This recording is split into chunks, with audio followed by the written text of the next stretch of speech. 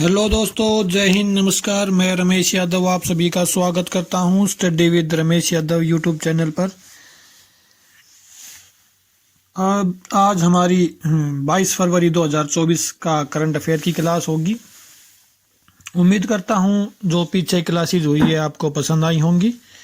अगर क्लासेस पसंद आ रही है तो लाइक करें, शेयर करें और चैनल को सब्सक्राइब करें और कमेंट करके ज़रूर बताएं कि आपको क्लास कैसी लग रही है। उम्मीद करता हूँ आज की क्लास भी आपको पसंद आएगी और अगर पसंद आती है तो आप शेयर ज़रूर करें, कमेंट ज़रूर करें। तो चलिए आज की क्लास शुरू करते हैं। 22 फरवरी 2024 का करंट अफेयर। पॉइंट नंबर 1, बहुराष्ट्रीय सैन्य अभ्यास शांति प्रयास 4 का काठमांडू में आयोजन।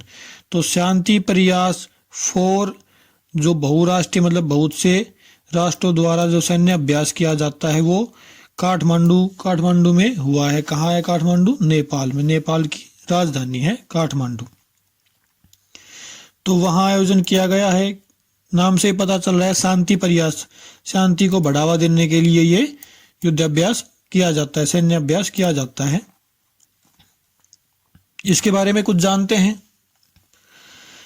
काठमांडू वैश्विक शांति प्रयासों का केंद्र बिंदु बन गया है क्योंकि यहाँ पर बहुराष्ट्रीय सैन्य अभ्यास शांति प्रयास 4 का आयोजन किया गया है। नेपाल के बारे में कुछ जानते हैं। नेपाल की राजधानी काठमांडू। नेपाल की मुद्रा की बात करें तो नेपाली रुपया।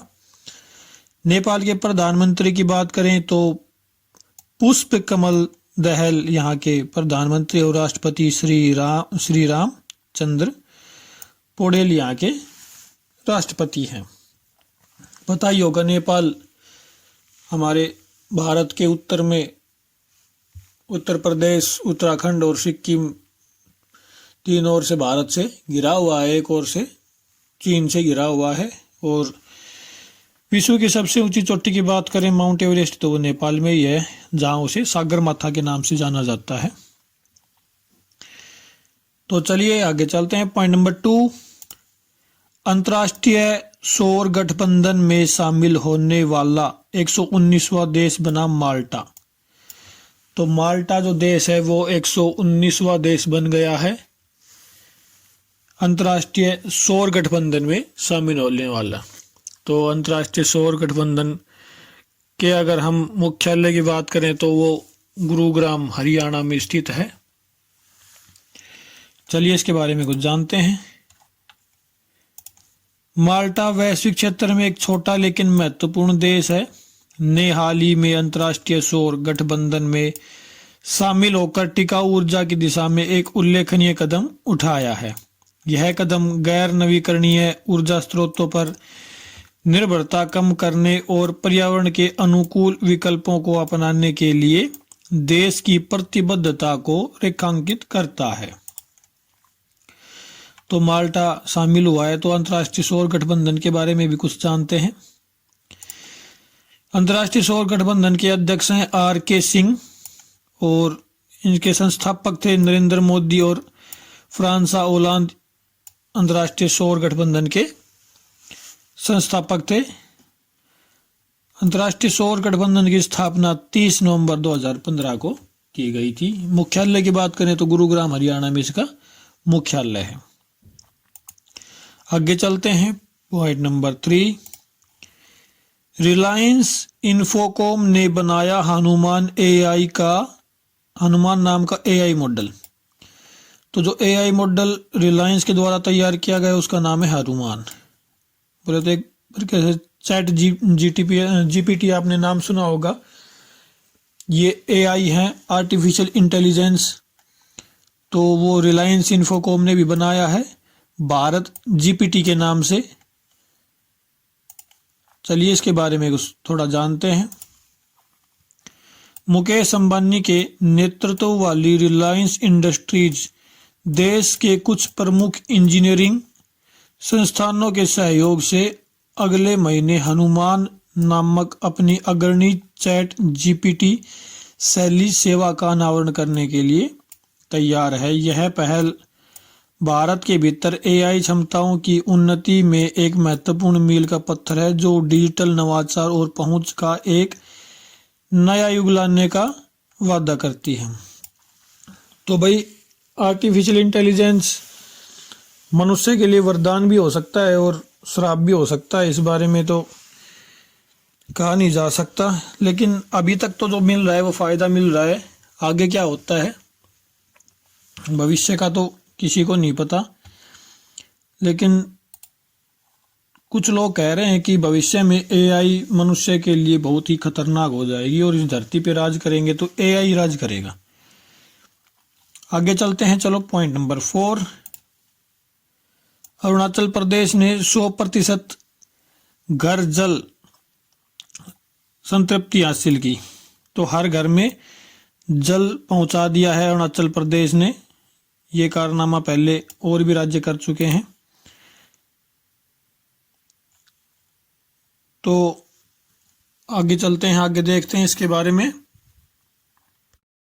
मुख्यमंत्री पेमा खांडू द्वारा घोषित जल जीवन मिशन, तो मिशन कौन सा था? जल जीवन मिशन के तहत हर घर जल योजना में 100% संतृप्ति तक पहुंचकर अरुणाचल प्रदेश ने एक महत्वपूर्ण उपलब्धि हासिल की है।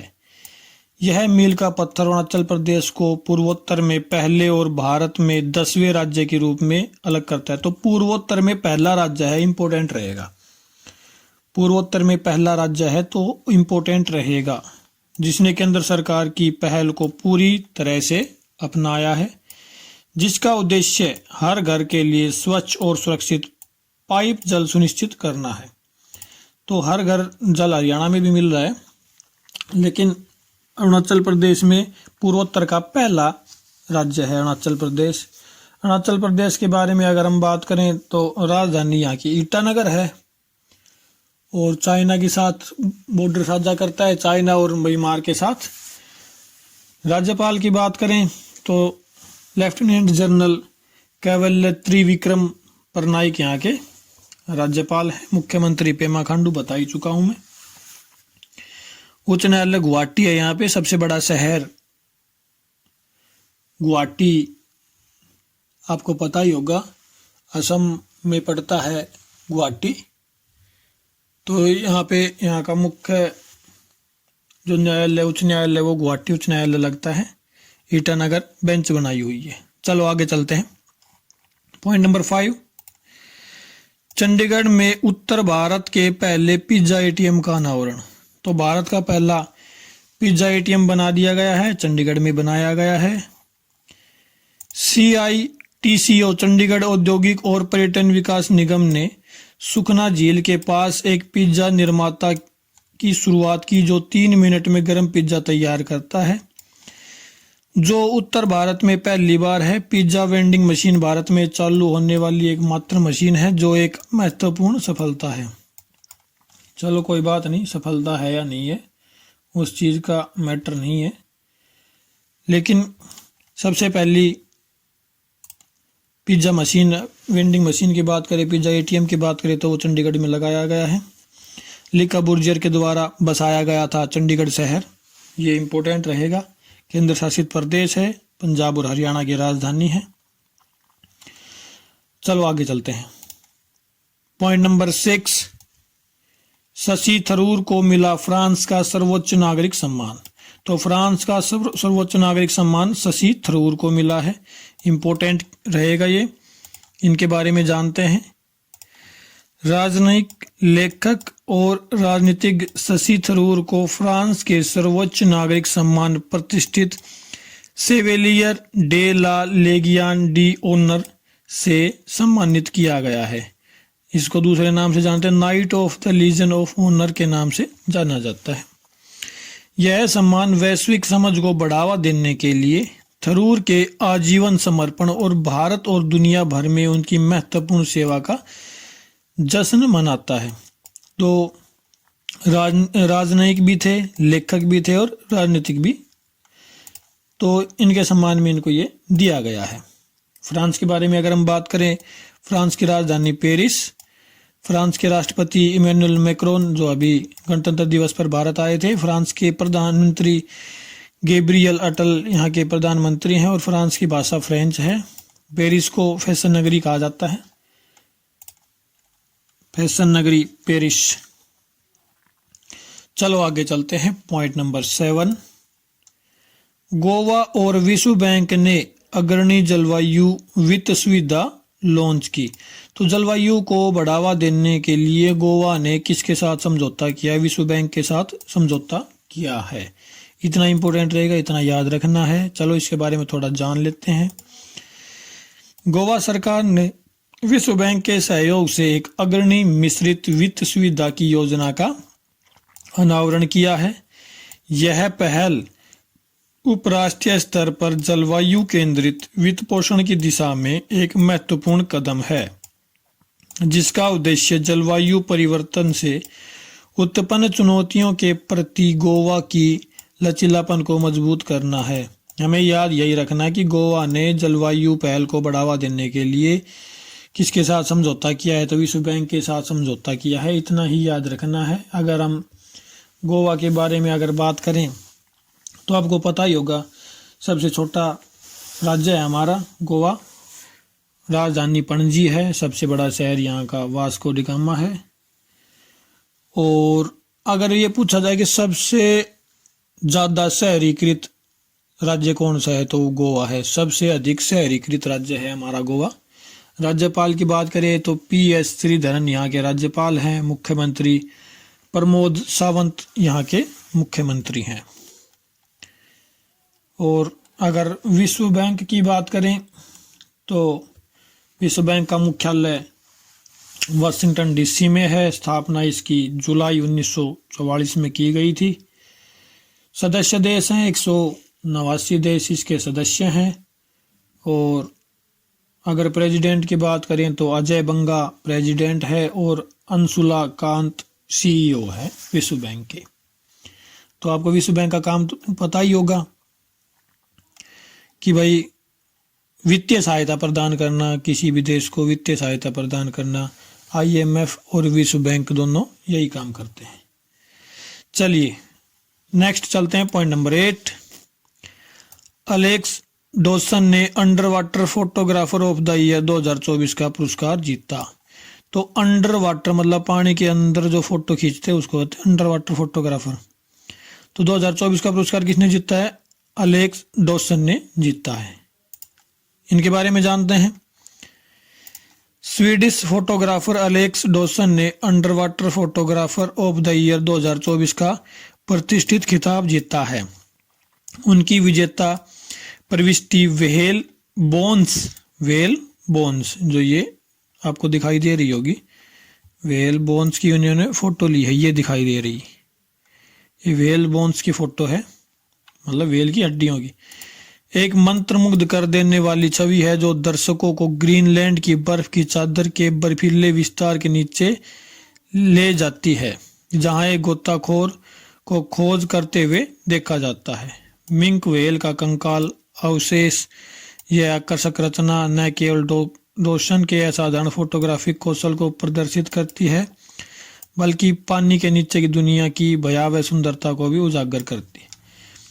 तो फोटो कौन सी थी भाई? पानी के नीचे व्हेल की हड्डियों की फोटो है। जीता किसने है? अलेक्स डॉसन ने जीता है। इतना ही याद रखना है। आगे चलते हैं। पॉइंट नंबर 9, 60,000 करोड़ रुपए की लागत से HAL और DRDO करेंगे सुखोई फाइटर जेट फ्लीट का अपग्रेडेशन। तो सुखोई का अपग्रेड किया जाएगा किस किस के द्वारा? HAL और DRDO। हेल का आपको पता ही होगा, हिंदुस्तान एरोनॉटिक्स लिमिटेड है हेल। हिंदुस्तान एरोनॉटिक्स लिमिटेड ने रक्षा अनुसंधान और विकास संगठन के सहयोग से सुखोई 30 MKI लड़ाकू जेट बेड़े के लिए 60,000 करोड़ रुपए की एक व्यापक उन्नयन परियोजना शुरू की है। इस पहल का उद्देश्य है उन्नत प्रौद्योगिकियों और स्वदेशी प्रणालियों के एकीकरण के माध्यम से विमान की क्षमताओं को बढ़ाना है। तो सुखोई को अपग्रेड करने के लिए किन किन में समझौता हुआ है? हेल में और डीआरडीओ में। इतना ही याद रखना है। आगे चलते हैं, पॉइंट नंबर 10, अंतर्राष्ट्रीय मातृभाषा दिवस 2024। तो 21 फरवरी को अंतर्राष्ट्रीय मातृभाषा दिवस मनाया जाता है। 21 फरवरी को प्रतिवर्ष अंतर्राष्ट्रीय मातृभाषा दिवस इंटरनेशनल मदर लैंग्वेज के रूप में मनाया जाता है, इंटरनेशनल मदर लैंग्वेज डे। इसका उद्देश्य भारत की विज्ञान के बारे में जागरूकता, सांस्कृतिक विविधता तथा बहुभाषावाद को बढ़ावा देना है। दरअसल आम जीवन में भाषा एक महत्वपूर्ण भूमिका निभाती है। यही वजह है कि यूनेस्को द्वारा हर साल 21 फरवरी को अंतर्राष्ट्रीय मातृभाषा दिवस को मनाया जाता है। तो हर साल 21 फरवरी को मनाया जाता है इंटरनेशनल मदर लैंग्वेज डे। तो मदर लैंग्वेज हमारी कुछ भी हो सकती है। अगर हम मातृभाषा की बात करें तो हम अगर हिंदी में बात कर रहे हैं अभी, तो आप अंदाज़ा लगा सकते हैं कि हमारी मातृभाषा हिंदी है। किसी की कुछ भी हो सकती है, वो कोई मैटर नहीं है। लेकिन मातृभाषा दिवस जो है वो 21 फरवरी को हर साल मनाया जाता है। तो यहीं तक थी आज की क्लास। उम्मीद करता हूँ आपको पसंद आएगी, और पसंद आई है तो आप लाइक करें, शेयर करें और चैनल को सब्सक्राइब करें, और कमेंट करके ज़रूर बताएं कि क्लास कैसी लगी। तो आज के लिए इतना ही। आपका बहुत बहुत धन्यवाद क्लास देखने के लिए। Thank you very much.